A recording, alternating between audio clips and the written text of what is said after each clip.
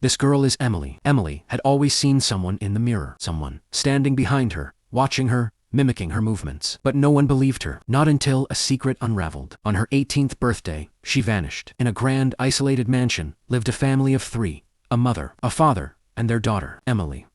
The couple was far too old to have such a young daughter, more fitting as grandparents. Whispers echoed through the neighborhood. Some suggested they'd stolen the girl, convincing her to call them Mom and Dad. But the couple didn't care what anyone said. All that mattered to them was Emily's happiness. They adored her, spoiled her, and gave her anything she wanted. Still, something was never quite right. Ever since childhood, Emily insisted that someone or something was always beside her. Her parents brushed it off as a guardian angel. But as she grew, she knew it wasn't. This angel kept her away from people. Every time she tried to befriend someone at school or in the neighborhood, tragedy would strike. Either she or her new friend would end up gasping for breath, strangled by an invisible force. Eventually, Emily stopped trying. She became a ghost in her own life. Most days, she disappeared into the mansion's vast library, or locked herself in her bedroom. Those places softened the presence, made her feel lighter. But when the presence grew angry, the air around her grew heavy, like chains draped over her shoulders. Now, it was her 18th birthday. No friends to invite, no relatives around. Her parents had cut off everyone, family included. They couldn't risk someone getting too close to Emily.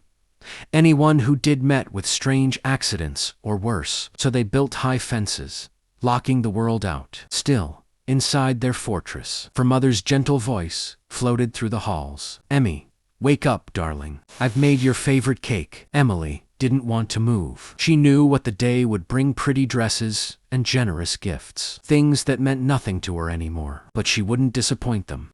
Not today. Though, today, something was off. She could feel her nerves on edge. Her instinct were cemented when her mom asked to enter her room, amidst her changing her clothes. No matter how she said no, "Please wait," her mom didn't have it. She entered, with her dad finding her in only her underpants and nothing else. She proceeded to touch her in an inappropriate way, pressing her breasts, stroking her lower tummy, while her was watching with an unwavering smile. She pushed her hands away, and that's when her father handed her a red dress. This red didn't seem like the dress was bought in this color. The way it looked and the smell it gave off, she could tell the dress was just dipped in something. But her mother told her if she forced it put on that dress, she doesn't want to see her.